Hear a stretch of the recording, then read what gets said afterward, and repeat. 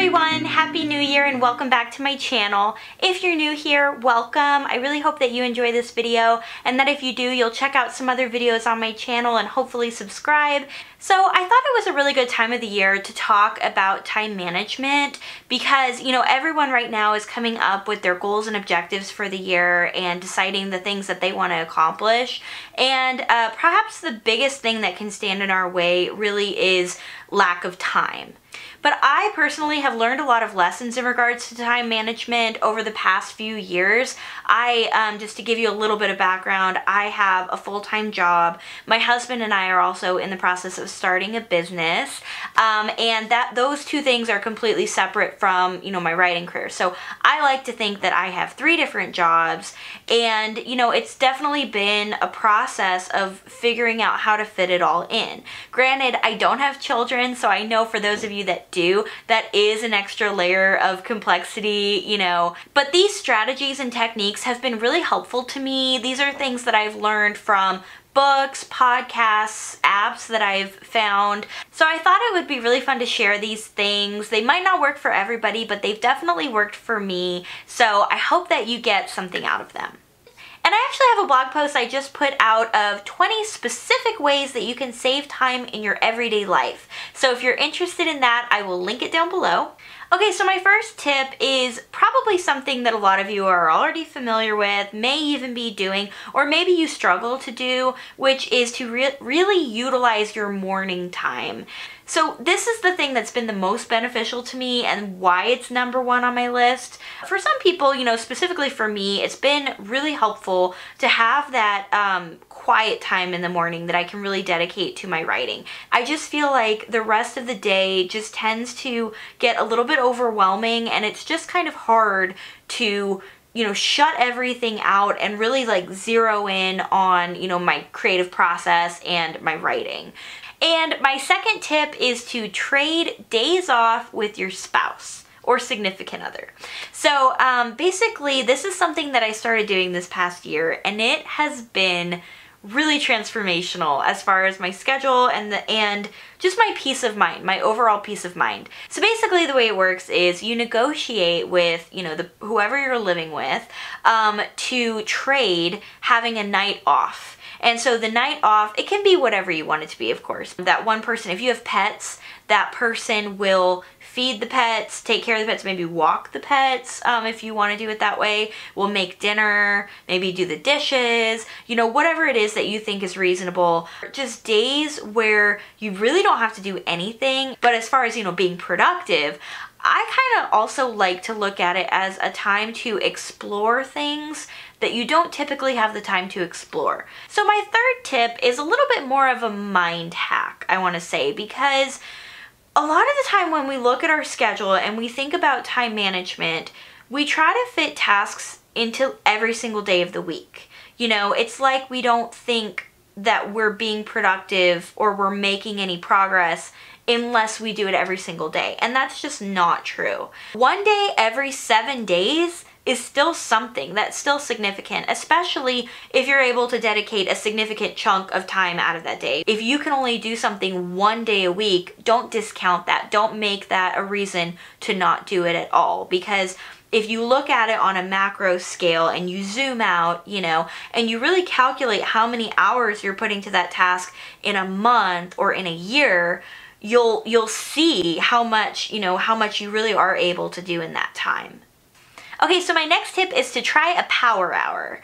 And basically what this is an hour where you dedicate yourself to your task, whatever it is, and you really zero in and focus. And that might sound obvious, but really, personally, I don't think it is, because in our normal lives, we're constantly distracted. Whether it's text messages on our phone, whether it's people calling you, whether it's people coming in, you know, if you work in an office and people are constantly coming into your office to talk to you about random things. We are just so distracted that more often than not, I feel like we have those days where, you know, you work an 8-hour day at the office and then you think to yourself, what did I even get done? You know, it is so hard to be productive with all of the distractions that are happening.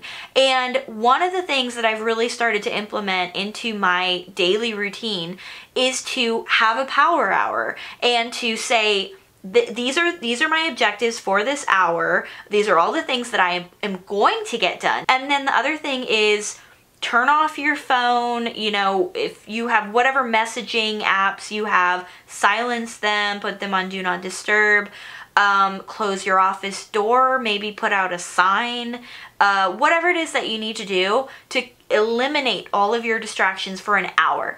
And this is the best part about the power hour, is that it's really not that long to shut off your phone, to not take calls, to not answer texts. That's really not unreasonable. But you'd be surprised at the same time how much you can actually accomplish in that time, you know, when you don't have all those distractions. So I encourage you to give it a try if it's not something that you're familiar with.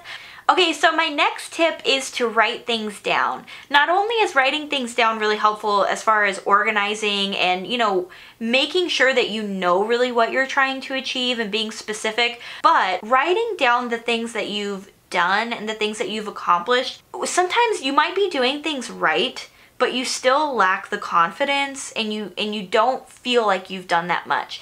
But when you look back on everything that you've written down, it can really show you how much you have done. And that's one of the reasons that I really like reflecting on the past year before you come up with your resolutions for the next year. Okay, and so my next tip is to prioritize. While you can eventually do everything and accomplish all of your goals, just make sure that you're not trying to do them all at the same time, and that you really are prioritizing what's most important for you at a specific moment. You know, there are seasons to research, there are seasons to be heads down and focused and attack it, you know, and then there are seasons to reflect. And so just make sure that you're in the right season. My next tip is to choose a daily, weekly, or monthly focus. There are some things that are more of a one-time task, or that some things that you can really focus on for, let's say, a month at a time, and that's sufficient to be able to move on. And I also really like using this to incorporate new things into my life, things that I want to try. I primarily write novels, but one thing that I'm really interested in is poetry. So one thing I might do, and I've done in the past, is to take a month and say, this month I'm going to write a poem every single day. It was just fun. It added something to my life. It was something that I accomplished that I wouldn't ordinarily get to accomplish.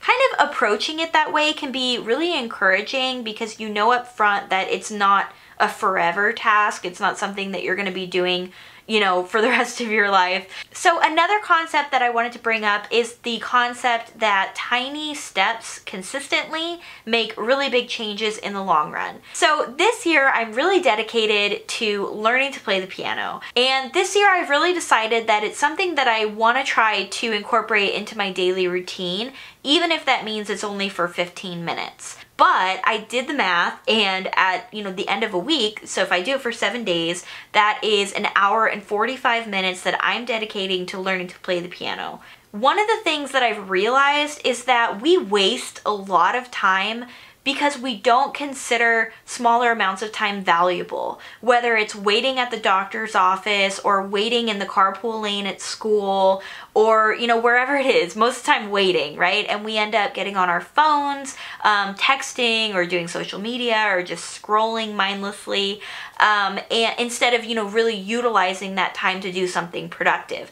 So my next tip is to let technology help you. I've kind of bashed on technology a lot in this video, talking about how it distracts us from being productive, but it can actually be pretty helpful. If you look at the different functions in your phone, you can do things like dictation. If you're not able to actually use your hands and write, you can use your phone to set reminders. There are all kinds of accountability apps, like Coach Me, I believe, is one, and audiobooks and podcasts, but I really believe in them. I think that they're such great ways to get a little bit more research in your day, you know, when you might be doing something something else, whether it's the dishes or driving or something that you have to do anyway, you may as well be learning while you're doing it.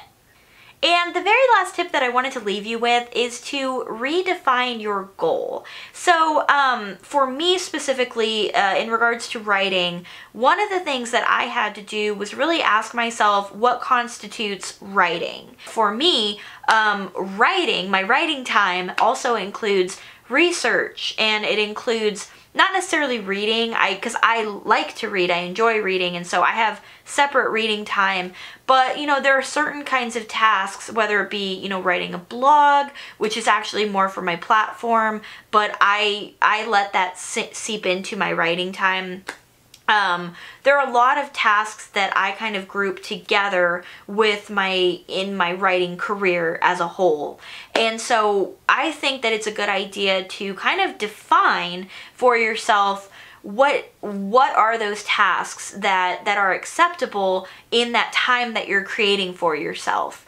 And the reason is that if you don't do that, a lot of times those tasks will end up needing to be done. You know, they will take your time eventually, and then you're going to feel unproductive. So basically just taking stock of the activities and the tasks and things that are involved in your goals, you know, in achieving your goals, is really going to help you be more aware and feel a lot more productive about your time, you know, the time that you're spending. Okay, so those were all of my time management tips and productivity hacks that I've learned over the years. If you have any other productivity hacks, I would love to hear about them, so please leave them down in the comments below. And don't forget, I have a blog post to 20 specific ways that you can save time in your everyday life. The link is going to be down in the description box. So that's all for this video. Thank you so much for watching. I hope that you subscribe if you haven't already, and I'll see you all in the next one. Bye.